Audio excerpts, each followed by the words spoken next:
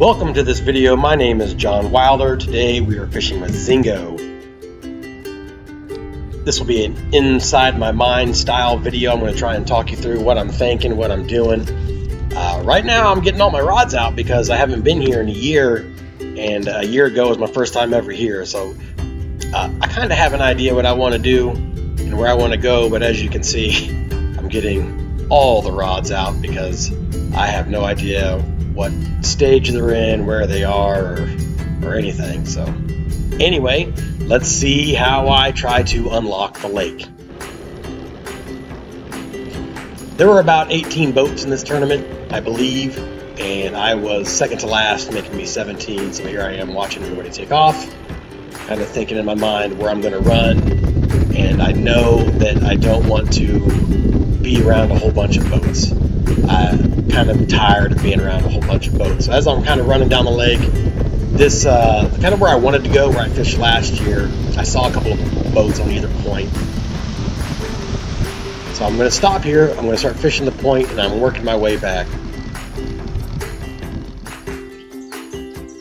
I didn't catch anything on the way back, but then here, I kind of see the fishing gods maybe shining a little light on me. With some deer, some activity in the back.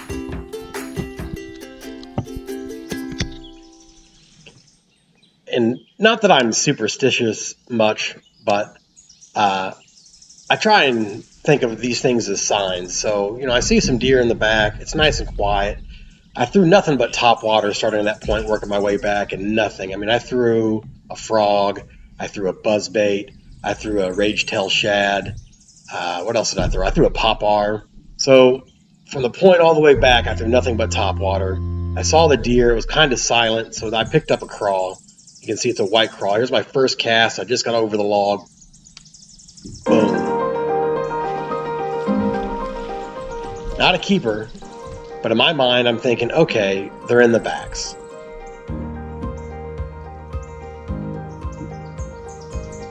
Even though there's a strong possibility that that's just a male guarding fry, I really have no idea what stage they're in. And as you can see, so I decided to fish my way back out to the point. I'm throwing a spinnerbait now. And it's pretty calm. You can get away with throwing a spinnerbait in calm water under right conditions. So I'm throwing a spinnerbait. I fished my way back out of the cove. That was the only bite I had way back in the back. And now you can see I catch another little short fish on a spinnerbait. Or I guess it came off.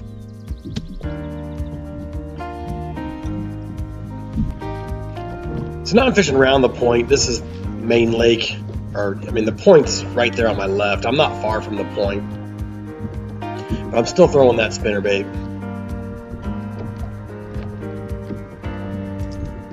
The idea is I'm trying to find where the keepers are. So I have a short fish in the back of the cove, a short fish on the point. I've learned basically nothing other than the fish are kind of spread out for sure. They're not just doing one thing. That I'm growing more confident of.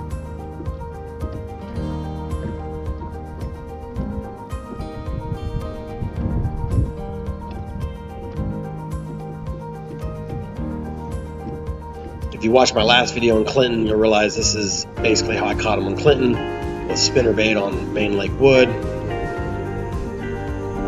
And so now I have 3 short fish. I guess I only landed the 2, but that second one was short as well. So now I have two bites on a spinnerbait, 1 bite on a crawl, but I go back to pitching anyway. There's no real wind, there's no real current.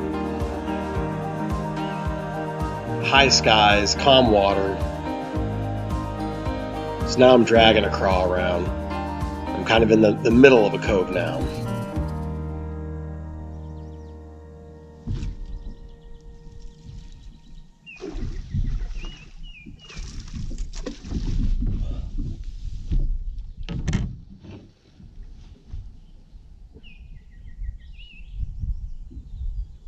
That hurt. Hurt my feelings. Now that one would have been a keeper. I mean, it was only a couple of pounds, but it was a keeper. I was trying to flip it into the front of the boat so that I could get it on the camera, instead of just flipping it where I normally would have. So that's a little frustrating, but just to elaborate on that a little bit more, when you're fighting a fish, at least the way that I fight fish is I always try and keep them moving forward. I try not to turn them at all, or at least make them, I mean, other than that initial hook set. That initial hook set, you obviously got to get their head turned and coming towards the boat. But once they're coming towards the boat, you'll see like on this one, I just bring him around because that's the way he's swimming. If I would have brought him to the left, that would have been no good. that other one was bigger. This one might keep, maybe. Oh, probably not.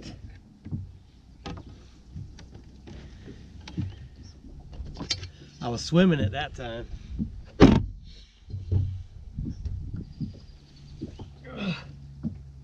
Oh, oh, yes. It's like 15 and an 8. All right. So I switched. If you noticed from earlier, I was throwing a white crawl. There's Okeechobee crawl. The thing about it, so even though the skunk's out of the boat now, I already know I'm not going to win.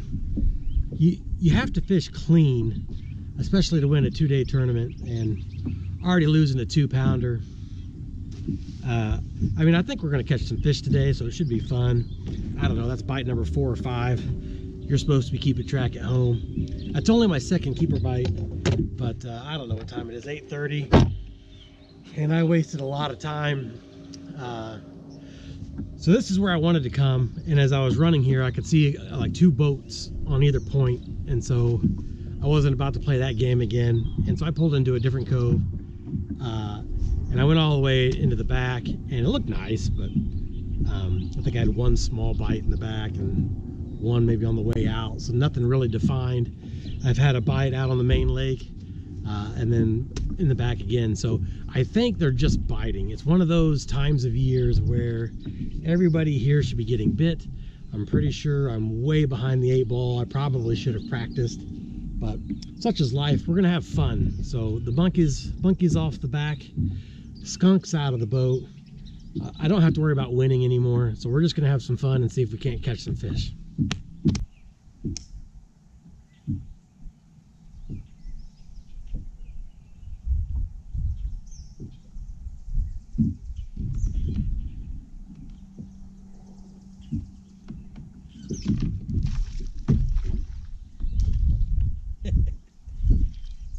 That wasn't a keeper.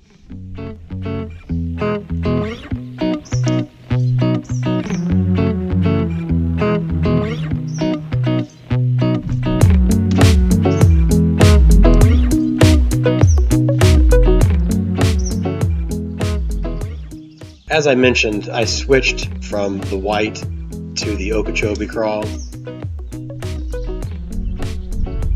I think you probably could have thrown most of any color. I don't think that it was very color specific necessarily.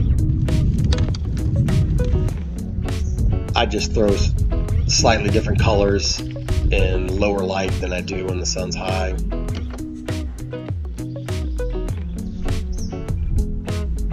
You probably could have thrown like a watermelon red or any sort of green, any crawl color, and it most likely would have worked. Just Okeechobee crawl is what I put on and kept using for the remainder of the day.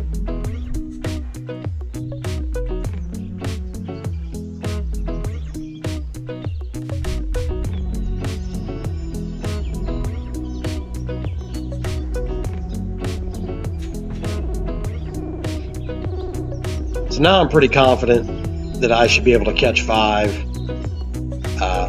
flipping and pitching. By the way, that cast right there, if you rewind it back, you'll notice I kind of went across the body.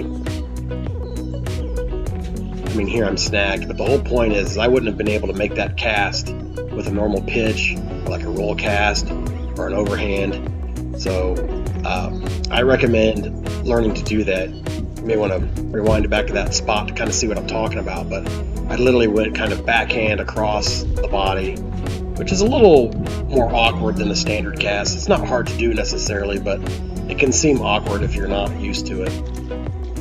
But that's how I got that angle on that cast, and it resulted in a keeper.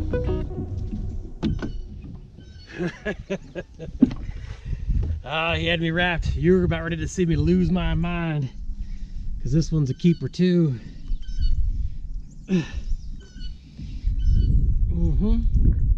Oh, God. Hook was in there. That's a pretty good one. I mean, that's over 2 pounds. That's 2 pounds.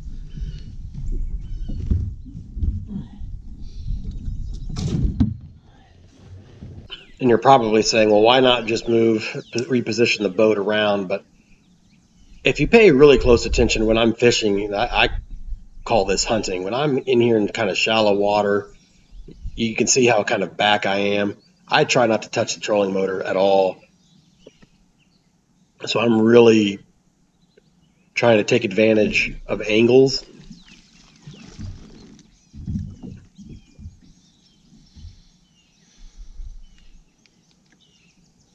He was on there for a while. He was so small I thought it was grass at first. And if you're like me right now, when you're watching this, you're saying, why am I watching this? That is literally the same sentiment I had when I was watching this during the editing portion, because this is supposed to be the clip that has my 4-pounder, or almost 5-pounder. I guess it weighed 472. Here's the picture of it. At any rate, I don't know what happened, but I did not seem to get any of the catches for the rest of the day. That 4.7 was my last keeper bite. I think I had another short or two. I don't know what happened. Maybe I pressed some wrong buttons, but this is what I got. So here we are. It's day 2. I don't know where I was. I think I was 9th place out of 18 boats. So right in the middle of the field, with just 3 keeper bites. So not great. But I skipped the topwater bite. I bet you there was a topwater bite. I wasn't on it. I didn't realize that there was grass until too late in this tournament. I didn't remember there being grass from last year. When I'm flipping and stuff, I wasn't really bringing back the grass, so I didn't see it. I never saw it. And then I started to snag some at the end towards yesterday, day 1. That should be number 1. And I bet you whoever won the tournament was fishing grass. That's where I would have spent my time if I would have realized. If I would have realized in time that there was grass. Oh, yeah. By a lot. And by grass, when I say grass, I'm talking about like Eurasian milfoil. There was different types of vegetation, but specifically at the end of day 1, I started bringing up some milfoil. I'm just not feeling well. I'm severely under the weather, actually, not feeling right at all. I'm looking around. There's just boats everywhere. I don't know. There's only 18 boats in the tournament, and I realize that there's not 18 different coves, but still I felt the lake should have fished bigger. Here I am. I'm leaving just because I don't feel right. I let my keeper go, and I'm going back, and you can see there on the right was one boat fishing for what I call retreads. There's another boat fishing for retreads. On day 2, every cove that I went into for that first hour and a half or whatever that I was fishing, a boat would idle up within 30 yards of me and start fishing, and that's fine. It really is fine. I was just tired of it and not feeling well, so I decided to leave. That big fish more than paid for the tournament. I went home with more money than I left with, so I'm happy. See you next time. Thanks for watching. Bye.